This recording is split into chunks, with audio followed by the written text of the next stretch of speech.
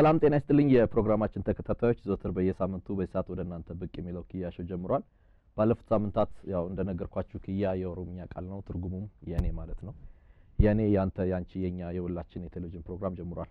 የዛሬ እንግዳዬ የአምበሪቾ ዓለም አቀፍ የጸሎትና የወንጌል አገልግሎት መስራችና መሪ ናቸው። በተለያየ ጊዜ በጸሎት በማስተባበርና ስለ ጸሎት በማስተማር እንዲሁም ደግሞ በሚሽነሪ አገልግሎት ላይ የተሰማሩ አገልጋይ ናቸው። በቅርቡ የተለቀቀ የጸሎት እንቅስቃሴ የሚል መጽሐፍም ደራሲ ናቸው። ዶክተር ደስታ ላንገና አብራችሁን ቆዩ። ዶክተር እንኳን ደህና መጣ። እንኳን ደህና ቆያችሁ። ያው በጣም ደስ ብሎኛል ዛሬ እንግዳይ ስለሆንክ። በአጋጣሚ ለስራ መጥተህ ነው አዲስ አበባ ላይ ያስኩህና ቢዚ እንደሆንክ ሰዎች ነግረውኛልና ከተከበረ ሰዓት ላይ ነው ትንሽ ኮርስ የሰጠኝና ላመሰግነው እወዳለሁ በጣም። አንተም ደግሞ እድል ስለሰጠኝ በጣም አመሰግናለሁ። ቴንክ ዩ በጣም። የጸሎት እንቅስቃሴ አዲሱ መጽሐፍህ ነው። በጣም በብዙዎች የተወደደ መጽሐፍ ነው። ስለ ጸሎት ነው አብዛኛው የጻፍከውና ከአንተም ህይወት ጋር የተያያዘ ይመስለኛል። ካነበብከው ብቻ ሳይሆን በህይወትም ካለፈ ነገርና እንቅስቃሴው እንዴት ነው? ይሄ ሁለተኛ እትም ነው እጅ ላይ የደረሰው። በጣም የሚገርም ነው። እኔ እንግዲህ ባለፈው ይሄንን የመጀመሪያውን እትም ፕሪንት ያደረኩት የዛሬ 1 ዓመት ተኩል ነው። መጽሐፉ በጥቂት ጊዜ ነው ያለቀው። በተለይ ስለ ጸሎት ነው ካገለገልኩ በኋላ የሚያይ ህዝብ በአንድ ጊዜ አንድ ኮንግሪጌሽን ከ100 200 መጽሐፍ በአንድ ጊዜ ይወስዳል። ከዛ በኋላ ደግሞ እንደ ተባራሪ ደግሞ የሰሙ ሰዎች ከያቅጣጫው እንዴት ነው የምናገኘው የመጽሐፍ ገበያ ላይ አላገኘንም የሚሉ አሉ። በተለይ አንዳንድ ፊድባክ የማገኘው ምንድነው በቃ ይሄ መጽሐፍ አንብቤ ህይወቴ ተቀየረ፣ እኔ ወደ ጸሎት ዓለም ውስጥ ገባው። መጽሐፍ ላይ በጣም ደስ ያለኝ አንድ አባባል አለ ገና ስከፍተው ለማንበብ የማረከኝ ስንጸልይ እግዚአብሔር ይሰራል፣ ካልጸለይን ደግሞ እኛ እንሰራለን ይላል። ይሄ በተለይ ለአገልጋዮች ለማንኛውም ክርስቲያን ትልቅ ጥቅም ይመስለኛልና ምን ማለት ነው? እስቲ ትንሽ አንተ በደንብ ታብራራዋለህ ብዬ አስባለሁ። እንግዲህ ይሄንን አባባሉ የኔ አይደለም፣ የሆነ የእግዚአብሔር ሰው የተናገረው አባባል ነው። ግን በጣም ነው ልቤ የተነካው። ስለዚህ በመጽሐፉ ላይ ከዋናው የጸሎት ንቅናቄ ከመለው በታች ስንጸልይ እግዚአብሔር ይሰራል፣ ካልጸለይን እኛ እንሰራለን ያልነው ነው የጨመርኩበት ትልቁ ምክንያት። እግዚአብሔር ሁሉን የሚችል አምላክ ነው። ሰማይ ምድርን የፈጠረ ነው። እግዚአብሔር ለመስራት ምንም ችግር የለበትም። ግን በጣም የሚገርም ነገር ምንድነው? ጸሎትን በሚመለከት እግዚአብሔር የልጆቹን ጩኸት የልጆቹን ጸሎት የሚፈልግ አምላክ ነው። ስለዚህ እግዚአብሔር በተለይ ጸሎትን ሰምቶ መስራት ይፈልጋል። ይሄ ደግሞ በርሱ ላይ መደገፍን የሚያሳይ ነው። ስለዚህ እግዚአብሔር ደግሞ ሲሰራ አንደኛ ለክብሩ የሚሆን ስራ ነው የሚሰራው። ሁለተኛ ደግሞ ሰይጣንን በትክክል የመበቀል ስራ ነው የሚሰራው። ሶስተኛ እርማት የሌለበት ስራ ነው የሚሰራው። አራተኛ በጣም አስገራሚ አስደናቂ በሰው አፍ ላይ እጅ የሚያስይዝ ስራ ነው የሚሰራውና እኛ ስንሰራ እግዚአብሔር ደግሞ መለኮታዊ ስራ ነው የሚሰራው። እኛ ስንሰራ ሰብአዊ ስራ ነው የምንሰራው። እኛ ሊሚትድ ነን፣ ውስን ነን፣ በጣም ውስን ነን። ስለዚህ ጸሎት ማለት በእግዚአብሔር ላይ መደገፍ ነው። እግዚአብሔር ሲሰራ ደግሞ አስገራሚ ስራ ይሰራል፣ አስደናቂ ስራ ይሰራል። እንደው ግን አንድ አባባል አለ፣ አንድ ሰባኪ ሲሰብክ የሰማሁት ትንሽ የሚያስቅ ነው። እግዚአብሔር ሲሰራ አፍ ያስይዛል፣ ሰው ሲሰራ አፍንጫ ያስይዛል አለ። እና ይሄ በጣም ነው እንትን ያለኝና እውነትም እኛ ብዙ ሾርት ካሚንግስ ማለት ብዙ ውስንነት አለብን። ሁለተኛ ደግሞ እኛ በዚህ ኢንቫይሮንመንታችን የተበከለ ነው። ለምሳሌ ያለንበት ዓለም ያለንበት ሶሳይቲ ብዙ ነገር የተበከለ ስለሆነ የምንሰራቸው ስራዎች የዛ ተጽዕኖ አለባቸው። ከዛ የተነሳ እኛ ስንሰራ ብዙ ነገር ይበላሻል፣ ብዙ ነገር እግዚአብሔር የማይከብርበት ሊሆን ይችላልና ሁሉም ሰው አገልጋይም፣ የፖለቲካ መሪም፣ ነጋዴውም፣ ተማሪውም በቃ ዘማሪውም ሁሉም ሰው ቢጸልይ እግዚአብሔር ትልቅ ስራ ይሰራል እና በሁሉም አቅጣጫ ጠቃሚ የሆነ ውጤት ያለበትን በጣም አስደናቂ የሆነ ኢቭን መልሶ ራሳችን የሚያስደንቅ ስራ እግዚአብሔር ይሰራል ብዬ ስለማስብ ነው። ስንጸልይ እግዚአብሔር ይሰራል፣ ካልጸለይን እኛ እንሰራለን። ጸሎትን የገለጽክበት የተለያዩ እንትኖች አሉና ከዛ መካከል አንዱ በብዙዎቻችን እንደ ልምድ የተያዘ ነገር ብዙዎቻችን እንደ ልምድ ከያዝናቸው ነገሮች መካከል አንዱ በእግዚአብሔር ፊት ለመጸለይ ስንንበረከክ የሆነ ነገር ጠብቀን ነው እና ጸሎት የሆነ ነገር ጠብቀን ተቀብለን የምንነሳበት አይደለም። የተናገርከው ነገር አለ ምናልባት ስለሱ ትንሽ ብቻ በጣም ጸሎት የመጀመሪያው ነገር እኛን ነው የሚለውጠው። እንደውም እግዚአብሔር አንዳንድ ጊዜ ሰዎችን ለመለወጥ ሲፈልግ የሆነ ችግር ነው ማለት የሆነ ችግር ፌስ እንዲያደርጉ ያደርጋል። ስለዚህ ከችግሩ አውጣኝ ስሉ ከችግሩ ሳይወጡ እነርሱን ጸሎቱ ይቀየራል። ምክንያቱም እነርሱን ነው እግዚአብሔር የሚፈልገው። ስለዚህ ታላላቅ አገልጋዮቹን እንኳን ስንመለከት ፈልገው አይደለም ወደ ጸሎት የገቡት። የሆነ ችግር እግዚአብሔር በህይወታቸው ይፈቅድና ጸልየው ህይወታቸው ይቀየራል፣ ባህሪያቸው ይቀየራል፣ ኢቨን አገልግሎታቸው ራሱ ይቀየራል። ከዛ በኋላ እነርሱን ከቀየረ በኋላ ችግሮችን መቀየር ለእግዚአብሔር በጣም ቀላል ነው። ስለዚህ ነው ጸሎት የመጀመሪያው ፕራይመሪሊ ጸሎት የእግዚአብሔርን ፊት መፈለግ እንጂ የእግዚአብሔርን እጅ መፈለግ አይደለም። የእግዚአብሔር ፊት ይለውጠናል። የእግዚአብሔር እጅ በፊዚካሊ በማቴሪያሊ በቁሳዊ ነገር ይባርከናል። ስለዚህ በቁሳዊ ነገር ከመባረክ በእግዚአብሔር መለወጥ፣ በእግዚአብሔር መንፈስ መለወጥ፣ በእግዚአብሔር ጉብኝት መለወጥ ትልቅ ነገር ነው። እግዚአብሔር በጣም የሚከብደው ነገር የኔ መለወጥ ነው እንጂ ለኔ አንድ ነገር ማድረግ አይደለም። ሰማይ ምድርን የፈጠረ ባህርን ውቅያኖስን የፈጠረ እግዚአብሔር ለኔ ነገሮችን ማድረግ ለኔ በጣም ቀላል ነው፣ ለአንተም ለሁላችንም። ግን በጣም ትልቁ ነገር እኔ ለእግዚአብሔር እንድገኝለት እግዚአብሔር ይፈልጋልና ስለዚህ ጸሎት የሚለውጥ የእግዚአብሔርን ፊት መፈለግ ነው አልኩበት። ለዚህ አንድ ሁለት ሰዎች ይመስሉኛል በተለይ ስለ መጽሐፍ ሐሳብን ሲሰጡ በዚህ ዘመን ከተጣሉ እንቆች መካከል ጸሎት ነው ብሎ ያነሱት ሐሳብ ነበርና ሪሊ የተጣለ እንቆ እንደሆነ ፓስተር ፊል ታረጋለህ ታስባለህ? ያ ጸሎት በተለይ በመጀመሪያ ሪቫይቫል ሲጀምር ትልቅ ትኩረት የተሰጠበት ጉዳይ ነበር። 1950ዎቹ 1960ዎቹ እንደገና ደግሞ 1970ዎቹ ስደቱ ስለነበረ ጸሎት በጣም ነው ትኩረት ይሰጠ ነበረው። አሁን ግን ከ1980ዎቹ በኋላ ነጻነት ሲመጣ በደንብ ማምለክ ቻልን። ጸሎት ግን ምን ሆነ? የተተወ ነገር ሆነ። ስለዚህ ነው ዛሬ ኮንፈረንስ ሲባል ክሩሴድ ሲባል ህዝብ ይጎርፋል። ነገር ግን ጸሎት ሲባል በቤተክርስቲያን የሚታየው የሰው ቁጥር በጣም አነስተኛ ነው። እንደውም ትንሽ የሚያሳዝነው ነገር አለ። ብዙ ጊዜ ስለ ጸሎት ሲናገር ጸሎት ኢሜጁ ተበላሽቷል። ኢሜጁ መልኩ ጸሎት የሚባለው ነገር መልኩ ተበላሽቷል። ለጸሎት ሲባል የሚመጣው ማን ነው? በሽተኛ፣ አሮጊት፣ ስራ አጥ ምናምን የሚባለው አለ አይደል? እነዚህ የችግረኞች መጠራቀሚያ ነው። ስለዚህ ሀብታም፣ ምሁር፣ ባለስልጣን የሚባለው ጸሎት ቦታ አታገኝም። ስለዚህ ጸሎት ራሱ መልኩ በጣም እየተበላሸ ነው። ከዚህ የተነሳ ነው በጣም ትልቅ ችግር ቤተክርስቲያን አሁን እያየች ያለች ብዬ የማስበው። ቅርብ ቀን ራሱ ከአንድ ወንድም ጋር አንድ ፕሮግራም ላይ ነበርንና አንድ የምሽት የአዳር ፕሮግራም ላይ በጣም ነው ያስደነቀኝ ሲጋብዙኝ ራሱ አዳር ፕሮግራም ላይና በዚህ ጊዜ እንደዚህ አይነት የአዳር ፕሮግራም አለ እንዴ ምናምን ብዬ ጠይቄያቸው ነበር። እኔም በደረስኩባቸው ትንሽ ጊዜዎች ላይ እንደዚህ አይነት የጸሎት አዳሮች በርካቶች ነበሩ። አሁን ግን ስትመለከት ለምሳሌ ፕሮግራሞቻችን ራሱ ጉባኤ እስኪመጣ ነው እንጂ የጸሎት ነገር የሚቆየው እንዲህ ለጸሎት ተብሎ ረጅም ሰዓት የመሰጠት ነገር የለም። ይሄን ስትመለከት አንተ ምን ታስባለህ? ምን ይሰማሃል? እግዚአብሔር ባርክ። ይሄን ሐሳብ ስታነሳ አንድ ትዝ ያለኝ ነገር አለ። እኔ ሮቤ ነበርኩና ቲቲአይ ፊዚክስ መምህር ነበርኩኝ የሮቤ ቲቲአይ እና በዛ በነበርኩበት ሰዓት ላይ ቸርች ፕላንት አድርገን ነበር። ቸርች ፕላንት ስናደርግ ትዝ የሚለኝ ነገር በጣም ይገርመኛል። እኔ የቤተክርስቲያን ሽማግሌ ነበር። እዛ ሽማግሌ ሆነን ከምሽቱ 2 ሰዓት እስከ 6 ሰዓት ድረስ ከጉልበታችን ሳንነሳ መሮች እንንበረከክ ነበር። ትዝ ይለኛል። ስለዚህ ረጅም አጀንዳ በአጭር ሰዓት እንጨርስ ነበር። 10 አጀንዳ በአንድ ሰዓት የጨረስንበትን ጊዜ አውቃለሁ። ዛሬ ግን ለስብሰባው መግቢያ መክፈቻ እንጂ ጸሎቱ ለሽማግሌዎች እንደዋና ነገር አይደለም። ከዚህ የተነሳ አንድ አጀንዳ ሌሊቱን በሙሉ ያነጋግራቸዋል። ያ ብቻ አይደለም፣ ተኮራርፈው ተጣልተው ተሰዳድበው የሚነሱ ብዙ መሪዎች አሉ።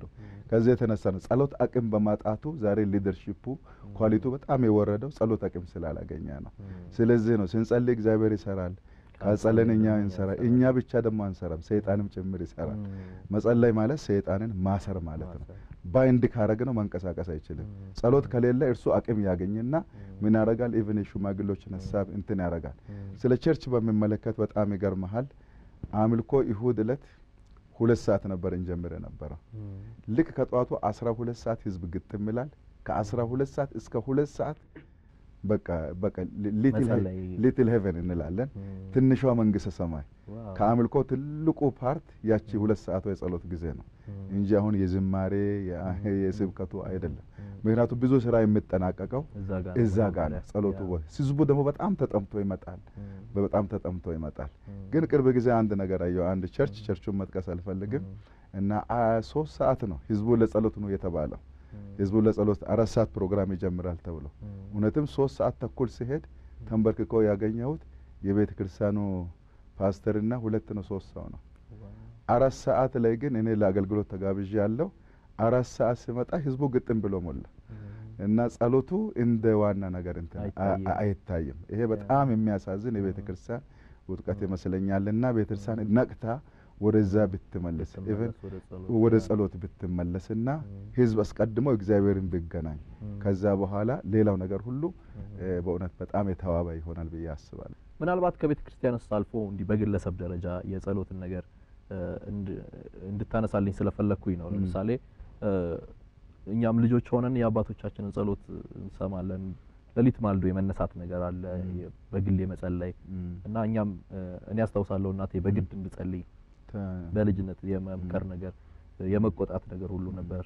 ጸልይ ተንበርከክ የማለት ነገር አሁን ስታይ ግን እንዲ በግለሰብ ደረጃ የመጸለይ አቅም አነስተኛ የሆነ ይመስለኛል። ለምሳሌ አንዳንድ ቅዱሳን ጋር ማየው ደግሞ ሌላኛው ሁለተኛው ነገር ምንድነው በአገልጋዮች ጸሎት የመተማመን ለምሳሌ አገልጋይ ገሌ ጸልይልኝ ወንድም ገሌ እንዲጸልይልኛል ጸሎት ፍለጋ ቤተክርስቲያን መጥቶ የመጸለይ ነገር ትመለከታለና በዚህ ስለ ያለ ሐሳብ ምንድነው? ጌታ ባርክ። ይሄ በጣም በደንብ ጸሎትን በመመለከት ያየው እንትን ይመስለኛል።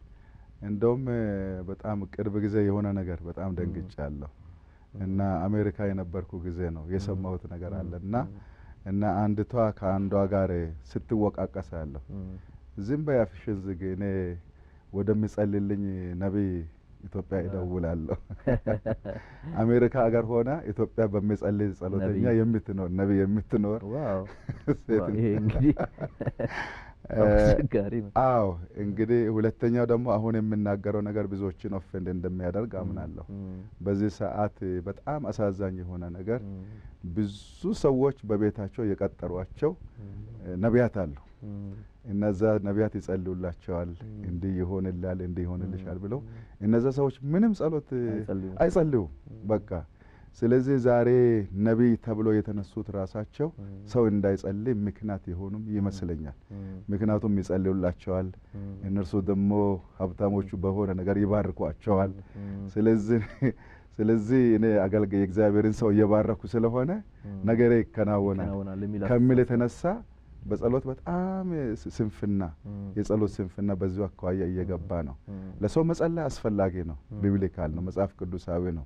ግን ትልቁ ነገር እኔ ለአንድ ሰው ከሚጸልይለት እንዲጸልይ ባበረታታው ትልቅ ነገር ነው። ምክንያቱም ያንን ሰው ከአምላኩ ጋር እንዲገናኝ አረኩ ማለት ነው። ያ ትልቅ ነገር ነው። አሁን የኔ ትልቁ አገልግሎት እዚህ ላይ ነው። ሰዎች እንዲጸልዩ ማድረግ ማለት ትልቅ አገልግሎት ነው። ከእግዚአብሔር ጋር እንዲጣበቁ ነው የምናደርገው። ከእግዚአብሔር ጋር ሪሌሽንሺፕ እንዲያደርጉ ነው የምናደርገው። ምናልባት ለመጸለይ የሚፈልጉ ሰዎች ይኖራሉ። አሁን ጸሎትን መቼስ የማይመኝ ሰው የለምና አንዳንድ ጊዜ ያለ መቻል ነገር አለ ብለው ያምናሉ በግላቸው። ረጅም ሰዓት የመጸለይ ፍላጎት ቢኖራቸው ማልችለውም የማለት ነገርና አንተ አሁን ስትነግረኝ ከ30 ሰከንድ የተነሳ ጸሎት ነው ዛሬ መጽሐፍም ድረስ ለኛም ምክር የደረሰውና ምን ማድረግ አለባቸው ብለህ ትላለህ? ምናልባት ምንድነው መንፈሳዊ ነገር አንደኛ የኮሚትመንት ጉዳይ ነው። ምንድነው የሚለው ጳውሎስ ሲናገር ኃይልን በሚሰጠኝ በክርስቶስ ሁሉን እችላለሁ እና የምንኖረው የክርስትና ኑሮ የውሳኔ ኑሮ ነው። ኢቭን አደርጋለሁ ያልክ ነገር ሁሉ ይቻላል። አደርጋለሁ ካልክ የማይቻልበት ምንም ምክንያት የለም። ስንጸልይ ፊዚካሊ አይደለም የሚችለው፣ የኔ አቅም አይደለም። መንፈስ ቅዱስ ያንን አቅም ለዚህ ያንን እንዳደርግ አቅም ይሰጠኛል። ለእርሱ ክብር ስለሆነ ለእግዚአብሔር ክብር ስለሆነ ኢሚዲየትሊ ከኔ አፍ በወጣው ቃል መንፈስ ቅዱስ ያንን ያረጋግጣል። ከዛ በኋላ ልረዳኝ ይመጣል፣ በጎኔ ይሆናል።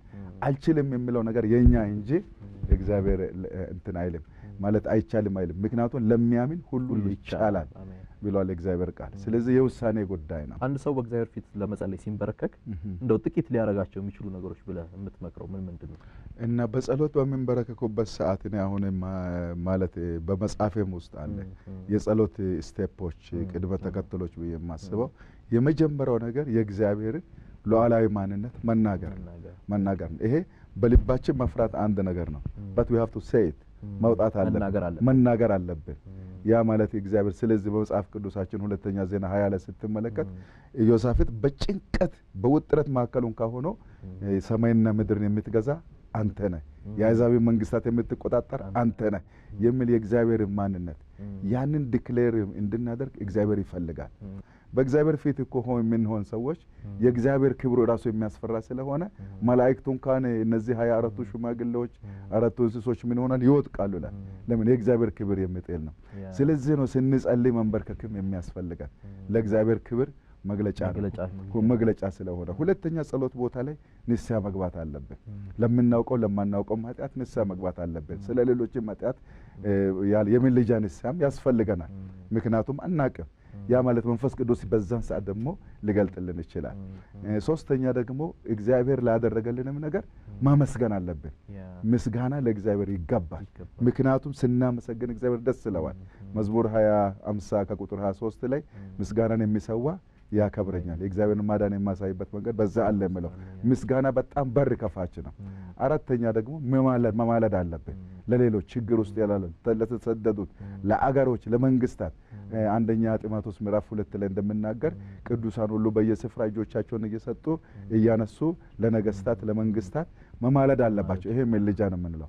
በአምስተኛ ደረጃ ነው እኛ አሁን ምን ማድረግ ያለብን መለመን ያለብን ስለራሳችን ሪኮስታችን። ዛሬ ግን ጸሎት በጣም የሚያሳዝነው ቅድም የነገርኩን አራቱን ነገር ጥለን ኢሚዲየትሊ ወደ ፈለግነው ወደ ራሳችን ጉብ የምንለው ይሄ ትክክለኛ አቀራረብ አይደለም። ጸሎት ሁሉንም ነገር የያዘ ነው እና እነዚህን የመሳሰለው። ከዛ ደግሞ መንፈስ ቅዱስ ደግሞ ይረዳናል። አንዳንድ ጊዜ ወደ ፈለገው አቅጣጫ የሚመራን ጊዜ አለ። ያንንም ደግሞ የመንፈስ ቅዱስን ምሪት መስማት አለብን። ሌላ ደግሞ የምናውቃቸው ጠላት የሚሰራቸው አሰራሮች ላይ በሚገባ ጊዜ ሰጥተን የተቃውሞ ጸሎት ማድረግ አለብን። ግን አንዳንድ ስህተቶችን አሉ። ከጅማሬ እስከ መጨረሻ በኢየሱስ ስም መባል የለበትም። ለማመስገን እድል እንድኖረን ያስፈልጋል፣ ለማምለክ። ስለዚህ ሰይጣንን ደግሞ ማድነቅ ነው። አንዳንድ ጊዜ ሁሉን ነገር በኢየሱስ ስም ማለት ሰይጣንን ማድነቅ ነው። የተሸነፈ ጠላት ነው። ግን የያዛቸውን ስትሮንጎልዶች ገስጸን እናስለቅቃለን። ስልጣን ተሰጥቶናል። እዚህ ላይ ምናልባት እንድትጨምሩልኝ ፈልጌ ነው። እግዚአብሔርን የመስማት ነገርስ እንዴት ነው? የሚገርመ ዘሞር ዩ ፕሬ ዘሞር ዩ ሂር ጋድ። በቃ በጸለይክ ልክ መንፈስ ቅዱስ የመስማት እየሰማ ትጸልያለህ። እየሰማ ቅድም መንፈስ ቅዱስን ምሪት ያልኩት እሱ ነው። መንፈስ ቅዱስ ራሱ ይናገራል። ሮሜ 8:26 ላይ መንፈስ ቅዱስ በማይናገር መቃተት ስለ ቅዱሳን ይማልድልናል የሚለው መንፈስ ቅዱስ ራሱ ነው የሚያጸልይ። እየሰማ ትጸልያለህ። ያልጠበቅከውን ሰው አምጥቶ እግዚአብሔር ላንተ ፊት ያስቀምጣል። በልብ ላይ ሸክም ይሰጣል። ሳታውቀው እንባ ታፈሳለህ ስለዛ ሰው። ኢቭን ሌላ ርዕስ ላይ እየጸለይክ ድንገት ወደዛ ያመጣና ለዛ ሰው ትሄዳለህ። ያንን መተው የለብህ፣ በዛ መሄድ አለብህ። ያንን የመንፈስ ቅዱስን ድምጽ መስማት አለብህ። ሰምተህ ሁሉ ጊዜ ኢቭን አንዳንድ ቀን ለሳምንት አይለቅህም። ያ ሰው የማይለቅ ጊዜ አለ። ያ ሰው ችግር ሊኖር ይችላል፣ ውጭ ሀገር ሊኖር ይችላል፣ አይታወቅም። አገር ውስጥም ሆኖ አይታወቅም። የሚታወቅም ሰው ሊኖር ይችላል።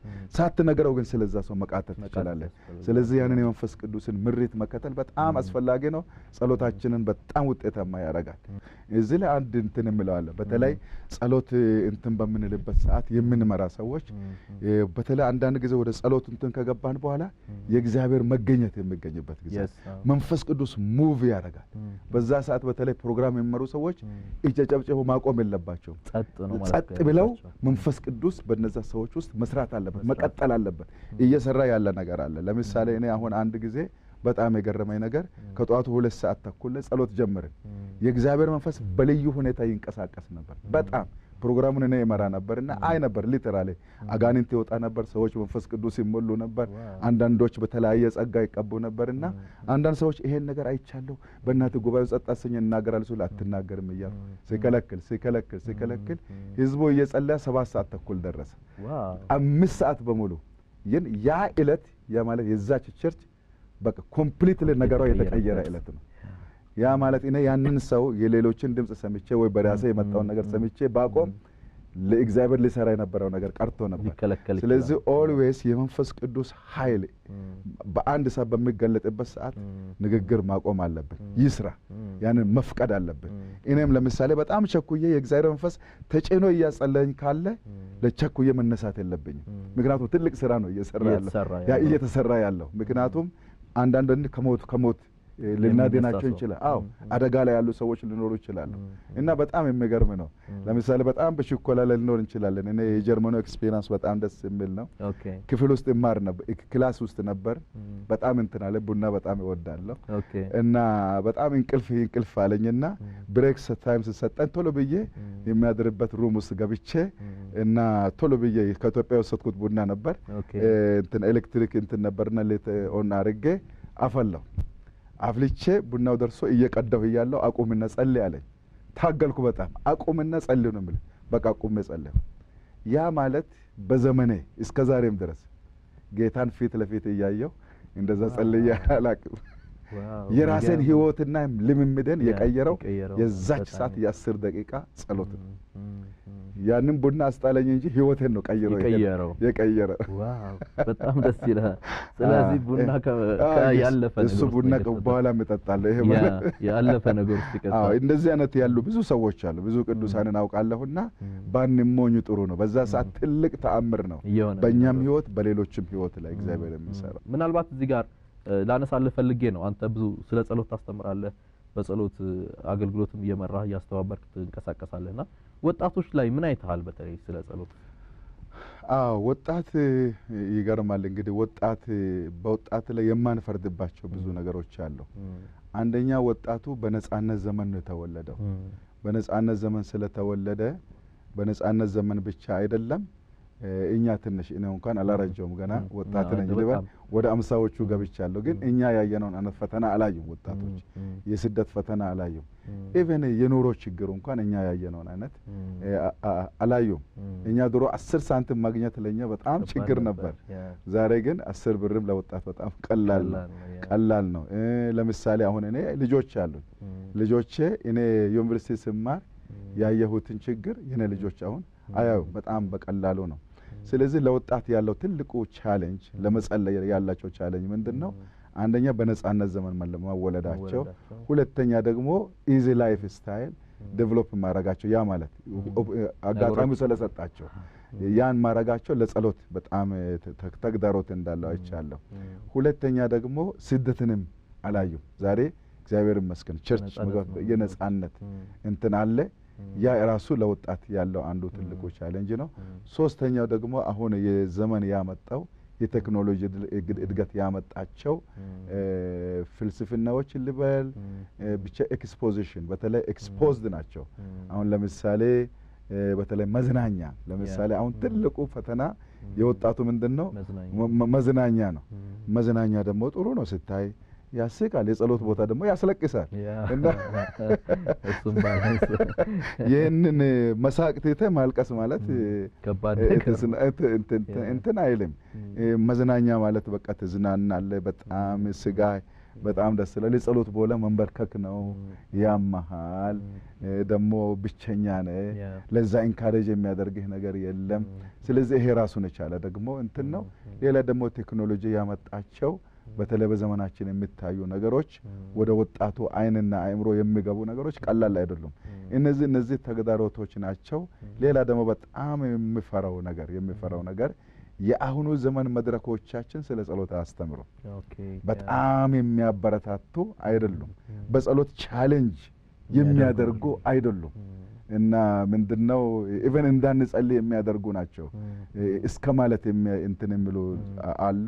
ስለዚህ እነዚህ ቻሌንጆች ናቸውና ግን አንድ ነገር አየሁ በጣም የሚገርመኝ ነገር እኔ በወጣቱ ላይ ተስፋ ይቆርጥ ነበርና አንድ ወንድም እግዚአብሔር ባርከው ከ7 ዩኒቨርሲቲዎች መሪዎችን ሰበሰበና አንድ ሳምንት ጾም ጸሎት ጊዜ አዋሳ የሆነ ገጠር ውስጥ የሆነ ካምፓስ ውስጥ እንትን ውስጥ ገባን እና ተማሪዎች ናቸው በሙሉ ወጣት ተማሪዎች ናቸው።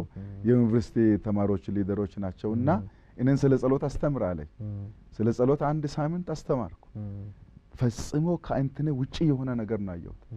እነዛ ወጣቶች እዚህ አፈር ላይ ተለጥፈው መነሳት እስከሚያቅታቸው ድረስ ብዙዎች በመንፈስ ቅዱስ ተሞልተው ኮምፕሊትሊ እንትናቸው ተቀየረ። ኢሚዲየትሊ አዋሳ ሜን ካምፓስ መሪዎቹ ምን አደረጉ? በዛው ወር ላይ ናና እኛ አሉ አሁን በዚህን ጊዜ 2 ሳምንት ጾም ጸሎት አውጀናል በእኛ ካምፓስ ላይ ናና አስተምረን አሉ። እዛ ሄድኩኝ። ሊተራሊ ያየሁት ነገር ሾክ ነው ያደረገኝ። ካስተማርኩ በኋላ እነሱ እየጸለዩ ቆዩ። ዊኬንድ ላይ ነው መሃል ላይ ባለው ዊኬንድ ላይ ነው ያስተማርኩት። ለ3 ሰዓት ሲሚንቶ ላይ ደረት ላይ ተለጥፈው የጸለዩ ወጣቶችን አይቻለሁ። አልቅሶ የማበቁ ወጣቶችን አይቻለሁና እኔ የነበረኝ አመለካከት በጣም ንስሐ ገባሁ። ወጣቱን እንዲጸልይ የሚያሳየው ቢኖር ወጣቱ በጣም ይጸልያል፣ መጸለይ ይችላል። አሁን ለምሳሌ ከልጆቼ አንዱ አለ ይሄ ነው ብዬ ልነግር አልችልም። ለምሳሌ እኔ ከምጸልይ የኔን 2 እጥፍ አሁን ይጸልያል። ዋው በጣም ደስ የሚል ያ የተማረው ባለቤቴ ነኝ ስንንበረከክ ስለሚያይ ነው። አሁን ልጆቼ ይጸልያሉ እግዚአብሔር ይመስገን። ግን በጣም የሚገርመን አንዱ በተለይ ስራው ምንድነው? መጸለይ ነው። ስራው መጸለይ ነው። ግን ምንድነው የሚያሳይ ነው የጠፋው። ወጣት ኦፕን ነው። ወጣቱ ኦፕን ነው፣ ለመጸለይ ይፈልጋል። አቅጣጫ ካየ በቃ ወጣቱ ለመጸለይ ያለው ነገር በጣም እንትን ነው። ስለዚህ ወጣቱ ላይ አንፈርድበትም። ተግዳሮቶች ናቸው። እንደገና ኢንቫይሮንመንት አልፈጠርንለትም እንጂ ወጣቱ በእውነት በጣም አንዳንድ ቦታ ደግሞ የሚገርም ነገር ቅርብ ቀን 2 ልጆችን አግኝቻቸዋለሁ። 3 ወር በሙሉ ጾም ጸሎት የገቡ ልጆች ከቤተሰብ ተለይቶ ስልኮቻቸውን ዘግተው በቃ እንዳይሞቱ እንትን ያሉትን እነ ትዝ ይለኛል በራሴ ይረዳቸው ነበር። ከሁሉ ዲስአፒር አድርገው ኮምፕሊትሊ እንዳይሞቱ እንትን አደረጉ። ያን ያህል ኮሚትመንት ያላቸው ወጣቶችን አይቻለሁና ለወጣቱ አቅጣጫ ብናሳይ ወጣቱ በእውነት ይጸልያል። ዓለምን መቀየር የሚችል እምቃይል እንዳለው አስባለሁ። ሳምንት ተመልሰን በህይወቱ ውስጥ ያያቸው ብዙ ጠንካራ ነገሮች አሉና በተለይ ደግሞ ስለ አንበሪቹ አገልግሎት በስፋት ታጫውታንልና በየተስፋ አረጋለሁ። አሜን። ስትከታተሉ የቆያችሁት ኪያ ሾው ነው። ከዶክተር ደስታ ጋር ማረገው ቆይታ አላበቃም። ሳምንት በዚህ ሰዓት ተመልሰን እንገናኛለን። በተለይ በህይወት ውስጥ ስላጋጠሙት ጠንካራ ነገሮች ያካፍለናል። ስለ አንበሪቹ አገልግሎትም እንደዚሁ ጸሎታችሁ፣ ምክራችሁ፣ ድጋፋችሁ አይለየን። አዘጋጅቼ የማቀርብላችሁ አቢይ ታደለ ነኝ ከአዲስ አበባ። እስከ ሳምንት መልካም ሳምንት።